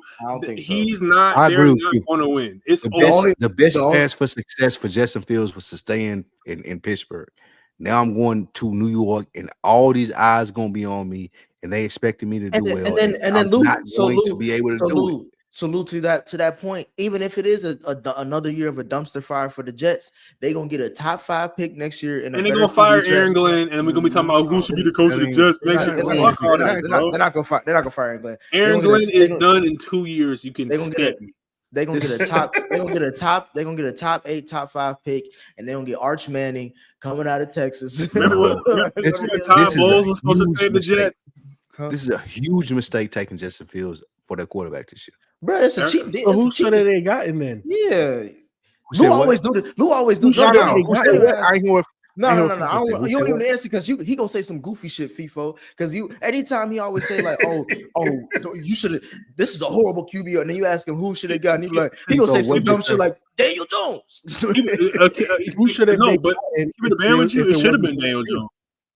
Nah, hell no. Who should they have gotten? They should have tried to go after somebody who was more established than Justin Fields. Like who? They should have got Daniel Jones for that 1 year deal. Russell Wilson. You tell me, Russell Wilson, Kirk Cousins is out there. Kirk Cousins. Kirk Cousins is out there. Aaron Rodgers. Oh, if you're the they Jets, already had A-Rod. They already had A-Rod. What you talking about? If you're the Jets, if you're the Jets, you just want to be a normal team. Like you just want to be normal. Justin Fields gives them a low risk, high reward situation. They didn't pay him crazy money, right? Like all of these quarterbacks making $50-60 million a year. You're paying this dude a guaranteed $25 million. Guaranteed. I'm just right. saying. It's a 1 year deal. Guaranteed 30, I think. It's guaranteed 30, 40 so that's 15 a year. That's peanuts in the quarterback market. That's number one. He's 26. That's number two. Number three, he does have a relationship with Garrett Wilson. Number four, if they make an RPO run-based quarterback offense with a defensive head coach with a good running back behind them, all I'm saying is obviously this is going to look way different than what we've seen in years past, and you could win games like this. Nobody is penciling them in to go win the AFC East, to go win the AFC, or to even compete. What they need to look like is not a dumpster fire that they've been for the last 10 years. That's fair. You know That's that fair. they have the longest stretch of not making the playoffs? I agree with that. I just That's don't. fair. I At just least don't we can throw some money at this dude and try to make this work. I agree with what FIFO's saying right there. Mm-hmm. I don't see that in the sense of, I mean, yes, I agree with the principle of what you should want to do if you're the Jets, but like this is a move that I don't really understand because what are we looking at here? So we have a 2-year deal, $30 million guaranteed. Are we hoping to win 6 games this year? Yeah. Okay. So we win 6 games this year, and then next year when we win 6 more games, quarterback. You drafting a quarterback. See, and that's why I feel like people just go get Daniel Jones and be terrible. Nah. Because what's the point of saying no? What's the point of saying that? Oh, let's go get Justin Fields, even though we know we're gonna be bad. You should be trying to get a quarterback that you either know you're gonna be bad or you're trying to be good. Because Justin Fields gives you the opportunity to surprise people. With Daniel Jones, we know that man. He's a burger in a trash can, bro. We know what that is. We know he's trash. He had an offensive-minded head coach, quarterback whisperer, was decent for 1 year and regressed all the way back to even worse than what he was before Dayball got there. That's the truth about Daniel Jones. That's number one. So you bring him to the Jets and keep him in the same New York media. There is no progression there. With Justin Fields, you get him arguably for cheaper because I want to say, didn't Daniel Jones sign for like $14 million 1 year? 1 year, 14. Yeah. So you're paying $1 more million for Justin Fields that's younger and has more potential because he has the legs. That Daniel Jones, and I'm not saying Daniel Jones ain't got legs. He was 4-2 in Pittsburgh when he started. And all I'm saying is the defense was the main reason why they were 4-2. If Mike Tomlin is quitting on you as a QB, I just don't think it bodes first of all, for your strategy. I'm glad you brought up Mike Tomlin, Q, because for one, let's not talk about Mike Tomlin like he builds up any kind of QB because we see he hasn't. I.e., Kenny. I'm just saying, believe in you. He believed in Mason Rudolph. He believed in Russell Wilson. How that turned out to be. I mean, they won enough games to get to the playoffs. Clearly. Oh, really? How'd that go? I mean, they didn't win the Super Bowl, but only one team did. Shout out. But you know what I'm saying. Yeah, exactly, so the whole thing is about if you're the Jets, what's your philosophy here? So we're going to be terrible to draft another QB. Just be terrible now. Like this is what I call fake philosophy. Like this don't even make sense. If you're gonna be ass, just be ass. Like why are you signing a guy? He gonna have that. on, bro. Just be terrible. He gonna have that Sam Darnold, Baker Mayfield turnaround. What? That's what I'm trying to say. Like people thought Sam Darnold going to the Vikings. They said that team was gonna be ass. You see how anything can happen in football. But it's the Jets, bro. What are we talking about? It's the Jets and Justin Fields. It's the Jets, bro. This is like we're not talking about the Vikings who have a history of playoff success. Before we move on, I got one question for you. Aaron Rodgers, DK Metcalf, and George Pickens. Man, how many games right now? Just right now, how many games you got the Steelers with? You might well bring Antonio Brown back. Just make all. Is Mike 14? 14. The Steelers thrive. Thank you. Because at least 12. I say at least 12. They were their best when they were the messiest. Yeah. Okay, great. Yeah. Because we're all on the same page. Aaron Rodgers and with that offense should win more than 10 games, right? Yeah. Well, I'm being funny because Aaron Rodgers, based on what I saw last year, Aaron Rodgers. He was okay. There was only like 6 to 7 players who had better like seasons. Okay, than Aaron Rodgers. That's fine, but George Pickens is crazy. Yeah. DK Metcalf is crazy, and Aaron Rodgers is a prima donna. The only wild card is George Pickens because he's in a contract year, and you brought in another number one. So Pickens definitely he's not even at the priority list as far as receiver on the team anymore, and he trying to get his bread. So, but if they bring in A-Rod, we don't know that Pickens isn't number one because we know A-Rod is all about trust, and we don't know who he's going to trust in his wide receiver room. Because the thing about them getting A-Rod and A-Rod being humbled by the Jets, A-Rod isn't bringing in an offensive coordinator. A-Rod isn't bringing in his wide receivers. All of the dudes, Nick, that you praise that he gets paid, them dudes not coming this time. So he's going to have to build some type of rapport with this wide receiving core, and we don't know who's going to be the guy. Well, Steelers have struggled over the last couple of years of finding OCs. So that's nobody's taking Aaron Rodgers' request anymore. I understand that, and the Steelers are one to tend to go by their own set of rules, but that's a lot of personalities to manage. That's Tomlin, though. That's what Tomlin does. He's always done it, Ken. That's why he's good. All three at the same time, though. Aaron Rodgers, George Pickens, and Metcalf. Yes. Ben Roethlisberger, Le'Veon Bell, and Santonio Holmes, or it's just more mediocrity, bro. And Santonio Holmes, yeah, for sure. He can't get I mean, it's not like it's a lot of QBs out there, but you're getting Aaron Rodgers. They don't have no same receivers that play in Pittsburgh, huh? No. I think they prefer. I think they prefer you to be a little bit off, bro, because it's like you got to believe like you that guy, bro. Yeah, since Hines Ward, every one of them. Yeah, that's crazy. What's the other? It was another one that didn't last long and got suspended. Plexico. Not Plexico. It was another one. Him too. Bryant. Martavis Bryant. Oh, and even Chase Claiborne. Chase Claypool. Remember, when I saw Chase Claypool celebrate when they were driving on a third and remember it was like a 3rd and 8, and the clock was ticking. And he was like celebrating. I was like, yo, he's an idiot, bro. Yeah, went to Buffalo, didn't do shit. Yeah, I don't know. That's but where do they go? Who do they sign? There's nobody left. Nobody left. And you can't draft nobody unless you move up, which they're not going to do.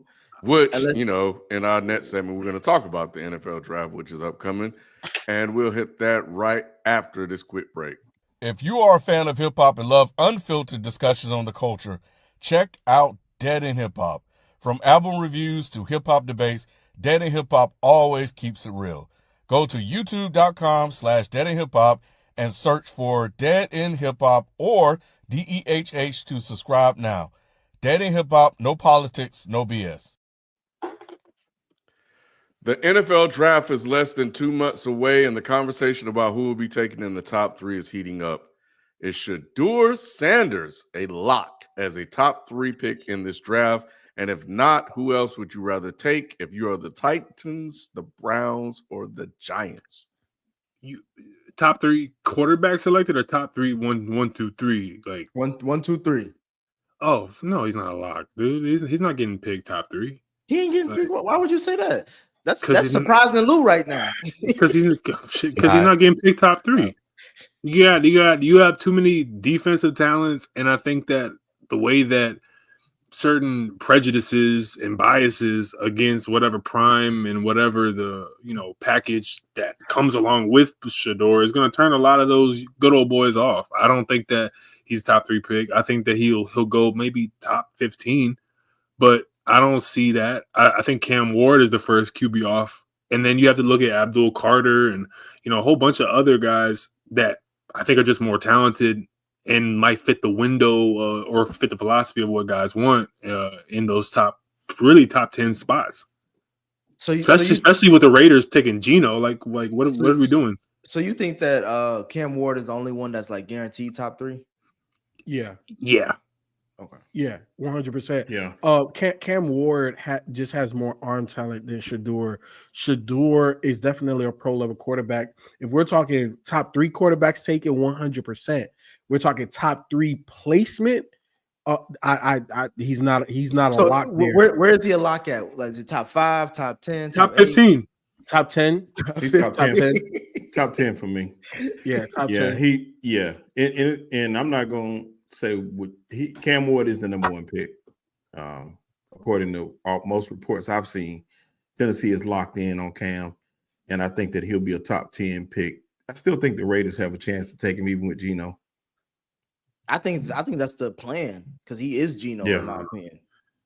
And that'd be just asinine to me because, bro, if you look at it, like, I mean, unless we get a Trevor Lawrence trade and Jacksonville, I don't see nobody else taking Shedeur Sanders. Like, I think Carolina has PTSD. I think that New Orleans, I don't see that. Chicago, no. San Fran, no. Dallas, no. I don't think that he might not get selected until maybe Miami or another team like that. No, because Miami just signed Zach Wilson. I'm not saying that is end all be all, but I'm just saying a lot of these teams have already signed quarterbacks, which is why I agree with Cleveland. I forgot who Cleveland just signed, but they just signed somebody. I could see him going to the Raiders, even though they went and traded a 2nd-round pick for Geno Smith. I could see Shedeur potentially being a succession plan there. The Jets is also another possibility because essentially this is a 1-year deal for Justin Fields, so could they make that move potentially? New Orleans can make that move. And I don't know why Miami would invest so much into the quarterback position. I think they're scared for Tua. But that's a point. That's a point. But for me, it's like these teams, they don't really have a fucking reason, excuse, or whatever to not pick a quarterback in this year's draft. I think they do, though. You know what I'm saying? Like, if you're the Saints, what leg are you standing on to say, like, oh yeah, we too good for this? You know what I'm saying? I think that you can make the case, yes, of course. I mean, yeah, if he's there and Kellen Moore actually likes him as a prospect, then sure, he'll take it. But I think I agree with you. I think that a lot of the Coach Prime's quote unquote the circus, you know what I mean? I think that people value that a lot in their draft selection, and a lot of shit is racist. Like, we already know what time it is when it comes to Prime, and I think that they're gonna look at that and be like, I don't know if I want Daddy Prime over my shoulder taking shots at me and his press conferences in Colorado when we're trying to win games or blah blah blah. You know what, Spike? I'm gonna be real with you. I don't know if he has the balls to do it, but I think Shedeur is gonna be sitting right there at 12. And Jerry gonna have to make a decision. Ecstatic. Nah, bro, we target the highest paid quarterback ever. There's no way. There's no way you could do it with having what you paid Dak and him making the amount of money he made. There's no way you can do that. I think that you would do that if you know that in a couple years Prime come and coach me. You know what I mean? Prime is coming to coach. Or if you could trade that, I'm just putting some shit up there. Dallas has as a Cowboys fan, there's so many needs. I'm cool with getting Dak out of there and taking Shedeur. But who's gonna take? Who in their right mind is gonna give you something to get Dak? Who? I don't know. Yeah, exactly. Ain't there's nobody as crazy as Jerry. I'm just playing. Bro, I'm there's just I playing don't with know. what you said, bro. Cleveland. I ain't this is not it ain't reality for me, but I think Kellen Moore will work with someone Dak Prescott me- again. if someone told me as a Cowboys fan, get rid of Dak and we'll take Shador and take the rookie contract, I would take that all day, every day. All I'm saying is that you would. Well, just 1 second, Nick. I feel like you can sell the Dallas fan base on a rebuild, especially with all the holes that Dallas has.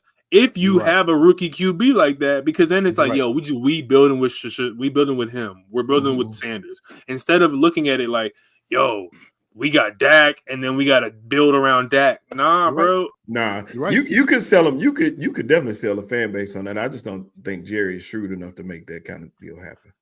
Yeah, I don't know. That's true. I think I find it shocking that y'all got Shador just top 15 and not top 5 at least. It's not entirely based on his talent for me. I want to reiterate that. I think that people really factor in Coach Prime in that. And to that point, like I think the noise around the Coach Prime thing, I think it's just more rumor than anything. I don't think people are really thinking about that. Because Deion got a whole thing he got to deal with in Colorado. Because like if he wanted to be in the NFL, he would have been in the NFL by now. Yeah. But like Nick, you think it's nothing when they in them interviews asking, so Shador, what does this mean? Like what's all that about? You know what I mean? Like I think that really means something, dude. Like they're looking at him like you uppity nigga. You know what I mean? The only thing with me is I think they already got a guarantee. They already got a couple spots that he knows he's going to go to, and I think it is in the top 10. I think that they know watching interviews because I try to watch Deion when he talks, and he just seems real confident right now. Like I already know what's going to happen. The cat is out the bag. I'm just not, y'all ain't privy to this information, but I think he knows. Team's saying if he falls to me, we already know what's going to happen. So I think that they just seem real confident right now. Shador and his dad seem like they know what's up. They already know what's happening. There's a lot of smoke about a Trevor Lawrence trade, and I wouldn't be surprised to see like a team like trade for him, and then Shador goes to somewhere we never thought. Yeah. I think right now, a quarterback that I talked about this past season where I was like the most underrated story is about him getting paid, which is Brock Purdy. I could see the 49ers, Kyle Shanahan, goofy ass, drafting a quarterback and saying, look, Purdy, we thank you for your services, but shit, nigga, we can't pay you. And he just kicked the can on that again because they letting it's a fire sale. Everybody go in San Francisco. So, do you think that Coach Prime wants his son to play for Cleveland or Carolina? No, I think Carolina's out. I think Carolina's going to stick it through with Bryce and Cleveland. I think Cleveland would draft Shador, but I think Shador, if he's smart, would be like, hell no. Yeah, and the Giants to me just don't draft niggas, so it's like I don't think the Giants are going to do a surprise thing just like they did with Daniel Jones. The Giants going to get Travis Hunter. No, they don't. That's what I'm thinking. I don't think the Giants get Travis. I think they get Jackson Dart. I think they hit Jackson Dart's going second round, dude. Hey, Shelton, I was looking at the highlights, bro. I'm trying to tell you, I think the most realistic shit is that we get either a Jacksonville trade. I think that Jacksonville not trading nobody, bro. I think that Trevor Lawrence, all this smoke about him getting traded, I feel like that's a real option. And then Shador goes to whatever team trades for. That, you know what I mean? That smoke is from the front office telling Trevor Lawrence, you need to get your shit together. Because we put all this money, we did all this research. I'm trying to tell you, Spike. Jerry gonna trade Dak to New Orleans. I just need to go ahead and don't even get his let's jump into the worst of the week, and then we'll close things out with FIFO's power rankings and super chats. Nick, man, it's on. Is it on me? Yeah, go ahead. Nick, man, I hate to do this to you, man, but worst of the week for me is the New York Knicks, man. Man, they had a really, really, really rough week. And I say that, because they lost 3 in a row. They did win the last game against Sacramento, but they lost 3 in a row. You lost Brun for at least a minimum of 2 weeks. And he should be out for the rest of the season. I would say let him rest up. And the track record against the top 4 teams is atrocious. we're just not seeing the best effort from a Knicks team that does have a lot of talent on the roster, and you got a bunch of key players that just not showing up in big moments. So I really feel for what y'all got going on, and I just don't see how you can get over the hump in the East, because there's some tough teams in the East that I think that the Knicks are not up to par with. You look at, it's only 2 teams. Don't say it like it's a bunch. It's only just 2. Cleveland, Boston, and Milwaukee. And we just come on, man. You know they hooping. Who the head coach? Who the head coach? Yeah, that's a curse in itself, bro. Him and Tim's about to cancel each other out. So you look at it like that. And I just don't trust Cat, man. I don't trust Cat to do nothing, man. I really don't. That's the conversation. That's the conversation that we should have, or I'm having, is that because that Lakers game, bro, he only had 12 points. Yeah, and he didn't score in the fourth. And I'm like, bro, like he was letting LeBron. But there was 2 things I found out that pissed me off throughout that whole game. It was Luka being a bitch ass nigga and always crying after every fucking call, or every time he goes to the lane crying for fouls, and Cat being I ain't gonna say that word, but Cat being a punk ass nigga and not being in the fucking paint when he the biggest motherfucker on the court and the most talented big man on both sides of the team. Yeah, Cat. That's just Cat being Cat, and I say it all the time. It's just Cat being Cat, and I don't see him getting it done. And what happened to Mikal Bridges? What happened to the Brooklyn Nets, Mikal Bridges? Chris Paul made him good. Nah, he changed his shot. He had been broke ever since. Not even that. It's not even that. He doesn't create his own shot like he did. Like it's one. I don't mind his shot, but all he do is do that running and stop on a dime shot. Yeah. Or he's just a 3-point shooter. It's like, bro, you can create. You're built as a 2-3 combo guard, like whatever, like 4 big. Like you should be able to get your spots on the court. Why are you just limiting yourself on the offense like that? I think that's Tibbs. But well, and to get his ass up out of here. Get his ass up out of here. And I was gonna say they won the Sacramento game by doing what they're gonna have to do, which is playing some tough nosed defense. I think they got Sacramento to commit 16 turnovers, but we got to see them play better defense down the stretch. And you're gonna need Brun to go off. He's gonna have to be Superman. He's gonna have to look like he did in Dallas for you to even stand a chance. He was gonna win that Lakers game. He was not gonna win that. He was gonna win. Kid, I was right with you. I thought the game was over, but when he split the defenders and hit the bank shot and won, I was like, that was nice. This is why he. Brunson's a great point guard, bro. I told you. And Nick, Luka has been doing that. I don't know how you've just now noticed this. Yeah, but he's been doing that because I never cared. I never really cared about Luka this closely until y'all started. Since he got on the Lakers. But then as I'm watching him more, because I've seen people say it before, but like I never really noticed it. But then I'm like, bruh, he cussing out the refs after everything. Yeah, it looked worse next to LeBron, don't it? Exactly. Because you get in the limelight. Get used to it, because he's going to be a Laker for quite some time now. But let's move on to the power rankings. FIFO, you are up next, sir. Bet. All right. So at the end of last week, I teased a little bit. Maybe we're gonna do something with football, but no, man. We keep it at basketball, man. It's basketball season, but it is football inspired because we are talking about the draft. So these are the biggest draft busts in NFL or NBA history. At number 5, give me James Wiseman. This dude was pegged to be one of the greats. Obviously went to I can't remember the college, but he was coached under Penny Hardaway. A lot was made of this guy. Memphis. Top 3 pick, Memphis. That's what I thought, but I wasn't sure. A lot was made of James Wiseman, and this is the reason why I slightly agree with Nick when it comes to Steve Kerr, but that's another conversation for another day. James Wiseman at number 5. At number 4, Greg Oden.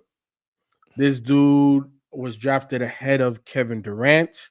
Hindsight is 2020, and I always defend Greg Oden in this sense. The way that team was constructed, it made sense to go with Greg Oden. Greg Oden wasn't a bust because of talent. Right. Greg Oden was a bust because of health. But he has to be on this list because he was a top 3 pick. Next is Adam Morrison. I don't think he gets enough credit for being one of the biggest draft busts because this dude in college was the guy. He was getting buckets. But guess what happened when he went to the NBA? Couldn't do a damn thing. Couldn't do a damn thing. And this just goes to further indict Michael Jordan as an awful GM. At number 2, Darko Milicic. Damn. And here's the thing. He was taking over Carmelo Anthony. I don't give a damn. You got Tayshaun Prince. I don't give a damn. You got Rasheed Wallace. I don't give a damn. You got Rip Hamilton. You take Carmelo Anthony, and we're talking about a potential dynasty in Detroit. That's the reason why Darko is at number 2 for me. I still think they had like a mafia deal with some. There's some crazy shit with that. That was crazy. At number 1, before I mention this guy's name, I didn't know who the hell this guy was. I don't know why he was drawing the comparisons that he did. Obviously, it had to. It has to be out of UNLV. I know who it is because of the college that he went to and the body type. But yes, Anthony Bennett out of UNLV. I thought you was going the beat from. I thought he was going to say Olowokandi. You should know what Zion. Both of those guys, Olowokandi and the beat, have dropped down the list. They definitely in the top 10. But Anthony Bennett, bro, who the hell was this guy coming into the league? Never heard of him. Drafted number 1. Never saw the potential. Never saw anything about this guy being a number 1 pick. And this just goes further as to why LeBron had to leave the Cleveland Cavs because they was making decisions like this. He looked like Nick on the keto diet. Like that shit was that shit. That shit bad, dude. He is going to be known as the worst draft pick probably all time and maybe sports. But for him personally, he won the lottery. He won in life. He won in life, bro. Can't nobody say shit to this motherfucker. He said, "Man, I don't give a fuck about no basketball, nigga." Exactly. I just made $30 million being a bum. Like, oh my God.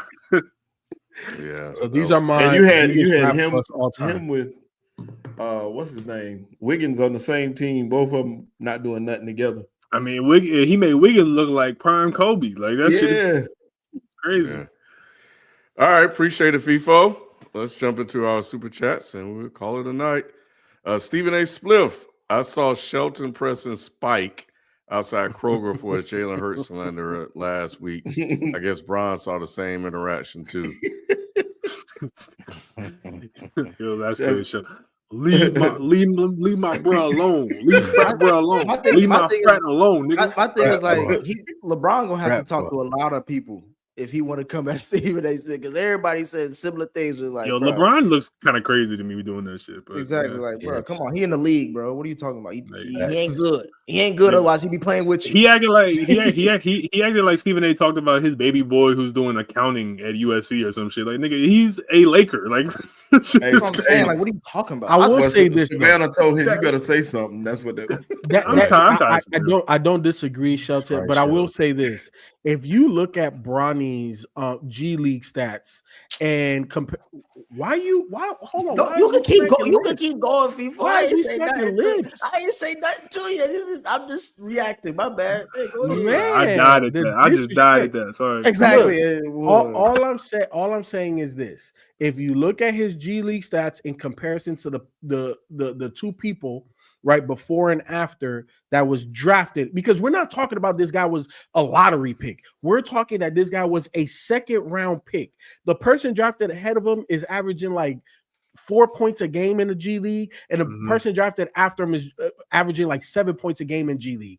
And Bronny's averaging over 25 points a game in G League. Because they said you couldn't guard him, FIFA. They said don't guard him and don't touch him. He has to look good there. That's part next question. All right, yeah. So, real quick.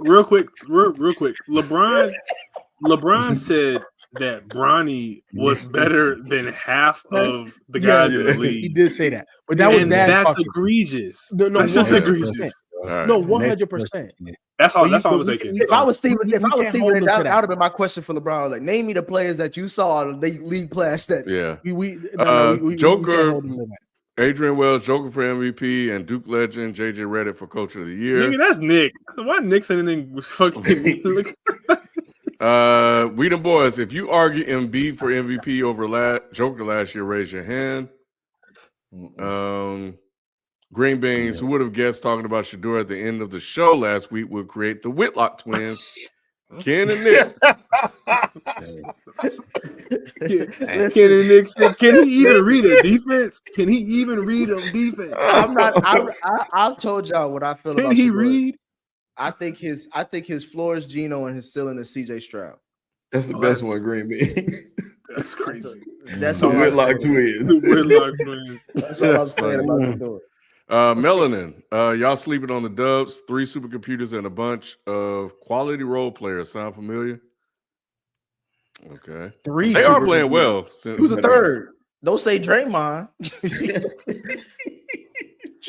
Yeah. Let's see. And we them boys. DK Metcalf is not a top 10 receiver. Sorry, y'all. Yeah, if anyone would know, it'd be a Cowboys fan. So neither is Pickens. I agree, though. I agree. Yeah, he 11. So those are the super chats, and that is it. We are at the end of the show. We appreciate everybody coming through this week to hang out with us, and make sure you let others know about us so they can come and hang out as well. And we will catch you guys next week. And give us some feedback on the segments. Let us know how you guys are enjoying these. And yeah, we'll catch you guys next week. We out. Peace. Peace.